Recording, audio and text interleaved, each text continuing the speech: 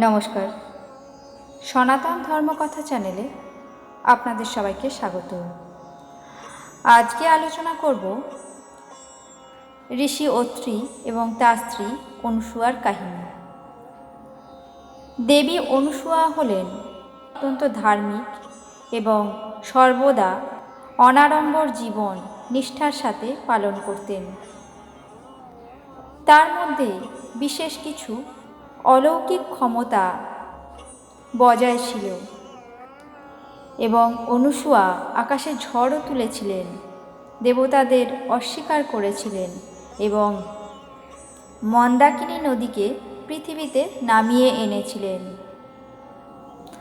ভাগবত পুরাণের 3য় স্কন্ধে উল্লেখ রয়েছে ঋষি কর্দম স্বয়ম্ভু মনুর কন্যা দেবাহুতিকে বিবাহ করেছিলেন। তাদের 10টি সন্তান ছিল, 1 পুত্র এবং 9টি কন্যা। পুত্রের নাম মহর্ষি কপিল, যিনি বিষ্ণুর অবতার ছিলেন। অনুসূয়া সেই 9 কন্যার মধ্যে দ্বিতীয় এবং অন্যতম শ্রেষ্ঠ ছিলেন।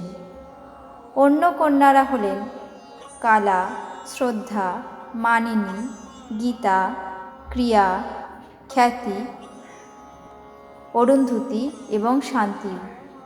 প্রতিটি কন্যার বিবাহ হয়েছিল যথাক্রমে ঋষি মরীচি, অঙ্গিরা, পুলস্ত, পুলহ, ক্রতু, বশিষ্ঠ এবং অথর্বের সাথে।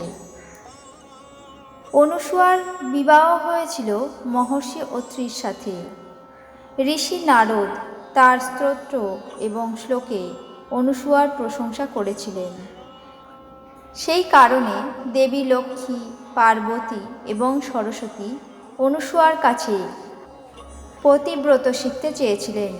তারা তাদের পতিদের অনুরোধ করেছিলেন অনুসূয়ার কাছে গিয়ে তার অনুমতি নিয়ে আসতে, যাতে তারা মানবী রূপে তার কাছে যেতে পারেন। ত্রিদেব অর্থাৎ ব্রহ্মা, বিষ্ণু, মহেশ্বর ঋষির ছদ্মবেশে অনুসূয়ার কাছে আসেন। সেখানে গিয়ে ভিক্ষার মাধ্যমে পত্নীদের জন্য অনুমতি চাইলেন।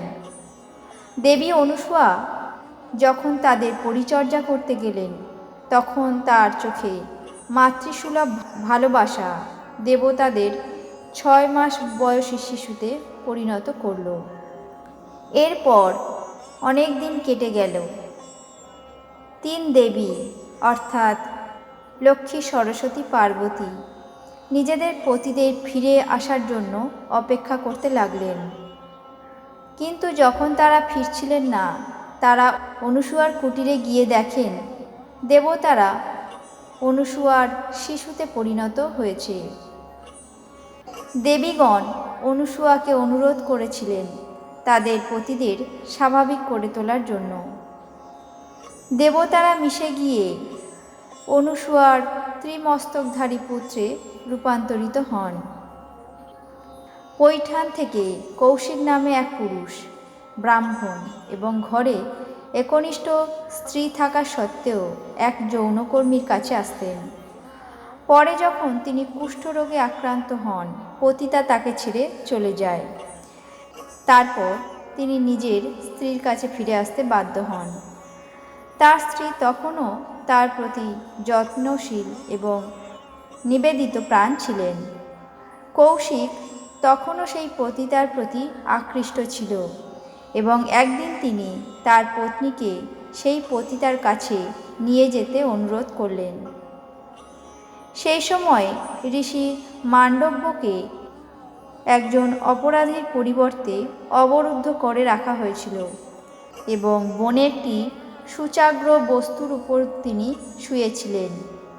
রাতে পত্নীর সঙ্গে গভীর বনের মধ্য দিয়ে যাবার সময় কৌশিক ঋষির শরীরে হোঁচট খেয়ে পড়েন। ঋষি তাকে অভিশাপ দিয়েছিলেন যে সূর্যোদয়ের আগেই তার মৃত্যু ঘটবে। অভিশাপ কাটাতে কৌশিকের পত্নী নিজের ভালোবাসার শক্তিতে সূর্যোদয় হতে দেননি। এর ফলে স্বর্গে বিপর্যয় সৃষ্টি হয়। দেবতারা তারপর সাহায্য প্রার্থনা করে ব্রহ্মার কাছে যান। ব্রহ্মা তখন দেবী অনুসূয়ার কাছে গিয়ে কৌশিকের স্ত্রীকে বোঝাতে বলেছিলেন, যাতে তিনি সূর্যোদয়ের অনুমতি দেন। দেবী অনুসূয়া কেবলমাত্র কৌশিকের স্ত্রীকে বুঝিয়ে সূর্যোদয় ঘটিয়েছিলেন তা নয়, ঋষির অভিশাপ অনুযায়ী কৌশিকের মৃত্যুর পর তাকে পুনরুজ্জীবিত করেছিলেন। ব্রহ্মা অনুসূয়ার প্রতি খুবই খুশি হয়েছিলেন এবং তার গর্ভে চন্দ্রাত্রী হয়ে জন্ম নেন। কিছু সময় পরে রাহু সূর্যকে গলাধঃকরণ করে। এর ফলে সারা পৃথিবী অন্ধকারে ডুবে যায়। বহু বছরের কঠোর তপস্যার ফলে ঋষি অত্রি এক বিশেষ ক্ষমতার অধিকারী হয়েছিলেন। সেই ক্ষমতার বলে তিনি রাহুর কবল থেকে সূর্যকে মুক্ত করেছিলেন, ফলে বিশ্ব পুনরায় আলোকিত হয়েছিল। দেবতারা ঋষি অত্রি এবং অনুসূয়ার তপস্যায় সন্তুষ্ট হয়ে শিব, বিষ্ণু, দুর্বাসা এবং দত্তাত্রেয় নামে অত্রি এবং অনুসূয়ার সন্তান হিসাবে জন্মগ্রহণ করেন। একসময় মহর্ষি অত্রি কুলা পর্বতমালায় এক ভয়ঙ্কর তপস্যা করছিলেন, ফলে পুরো বিশ্বে আগুন ধরে গিয়েছিল। ব্রহ্মা, বিষ্ণু এবং মহেশ্বর তার সেই সাধনায় মুগ্ধ হয়ে তাকে বর প্রদান করতে চেয়েছিলেন। ঋষি অত্রি বরদান হিসাবে তাদের অনুরোধ করেন তার সন্তান হিসাবে জন্মগ্রহণ করার জন্য। ব্রহ্মপুরাণ অনুসারে অত্রি মুনির 3 পুত্র এবং 1 কন্যা ছিল। রামায়ণে উল্লেখ আছে, রাম এবং সীতা তাদের বনবাসের নির্বাসনের সময় ঋষি অত্রি এবং অনুসূয়ার আশ্রমে গিয়েছিলেন। অনুসূয়া তাদের প্রতি খুবই অভিনিবিষ্ট ছিলেন এবং সীতাকে উপলেপ দিয়েছিলেন, যা চিরকাল তার সৌন্দর্য বজায় রাখার জন্য উপযোগী ছিল। অনুসূয়া সীতাকে বলেছিলেন যে রাজপ্রাসাদের সুখ ত্যাগ করে রামের সঙ্গে বনবাসী হয়ে তিনি সঠিক কাজ করেছেন। তিনি আরও বলেন, একজন নারীর তার স্বামীর চেয়ে ভালো বন্ধু আর হতে পারে না, যে তাকে সর্বদা রক্ষা করে। তিনি ত্রিমূর্তি, অর্থাৎ ব্রহ্মা, বিষ্ণু এবং মহেশ্বরে। শিবের অবতার একরোখা রাগান্ধ ঋষি দুর্বাসা। ব্রহ্মার অবতার চন্দ্রাত্রীর মাতা ছিলেন। তিনি চন্দ্রদেব অর্থাৎ চাঁদেরও মা ছিলেন। তিনি ছিলেন ঋষি কর্দম এবং দেবাহুতির কন্যা। ঋষি কপিল ছিলেন তারই ভাই এবং গুরু।